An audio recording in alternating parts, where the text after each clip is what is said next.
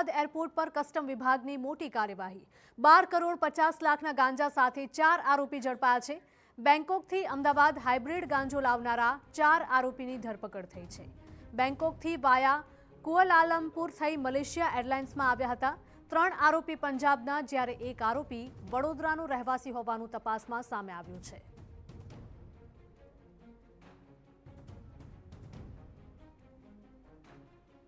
સંવાદદાતા સચિન જોડાયા છે ફોન લાઈન પર વધુ અપડેટ સાથે। સચિન, એરપોર્ટ પર કસ્ટમ વિભાગની કાર્યવાહીમાં ગાંજો ઝડપાયો છે, શું કાર્યવાહી કરવામાં આવશે? જો હિરલ, આ જે મામલો છે એ મામલો સતત જે air intelligence unit, custom department, DRI અને જે વિભાગો છે એમને સતત સંકલનના કારણે આ જે પ્રકારની હાઇબ્રિડ ગાંજાની જે સ્મગલિંગ છે, સ્મગલિંગ કેસમાં એમને સફળતા મળી રહી છે।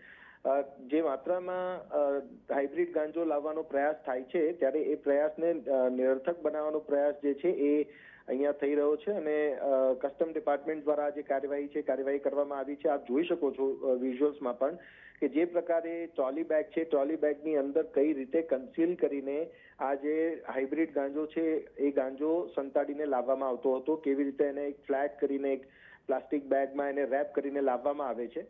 આ જે કેસ છે, કેસમાં અલગ અલગ 4 વ્યક્તિઓની ધરપકડ કરવામાં આવી છે અને જેમાંથી 3 પંજાબના છે અને એક વડોદરાનો રહેવાસી હોવાનું સામે આવ્યું છે। અજય પાંડે, સંદીપ, રોની અને મનપ્રીત, આ 4 લોકોની સામે અત્યારે કસ્ટમ વિભાગ દ્વારા કાર્યવાહી શરૂ કરવામાં આવી છે અને આપણે જોઈએ તો છેલ્લા કેટલાક સમયમાં પણ કે છેલ્લા વર્ષમાં પણ આપણે જોઈએ તો કરોડો રૂપિયાનું જે હાઇબ્રિડ ગાંજો છે એ ગાંજાની સ્મગલિંગના કેસ અને એમાં જે યાત્રીઓ છે, જે આરોપી તરીકે એમની ધરપકડ કરવામાં આવી છે ત્યારે આ સમગ્ર લોકોનું પણ પ્રોફાઇલિંગ જે છે એ રાખવામાં આવે છે અને જે યાત્રીઓ છે કે પછી જે પ્રકારની મોડસ ઓપરેન્ડી છે, મોડસ ઓપરેન્ડી ઉપર સતત કોઓર્ડિનેશન તમામ અલગ અલગ જે વિભાગો છે એમના દ્વારા કરવામાં આવે છે। પછી એમાં ડીઆરઆઈ હોય, એર ઇન્ટેલિજન્સ યુનિટ હોય, કસ્ટમ ડિપાર્ટમેન્ટ હોય, સંબંધિત અલગ અલગ વિભાગો જે છે કે જેનાથી આ જે પ્રકારનું સ્મગલિંગનું આખું જે રેકેટ ચાલી રહ્યું છે અને ડ્રગ્સ જે છે આ હાઇબ્રિડ ગાંજો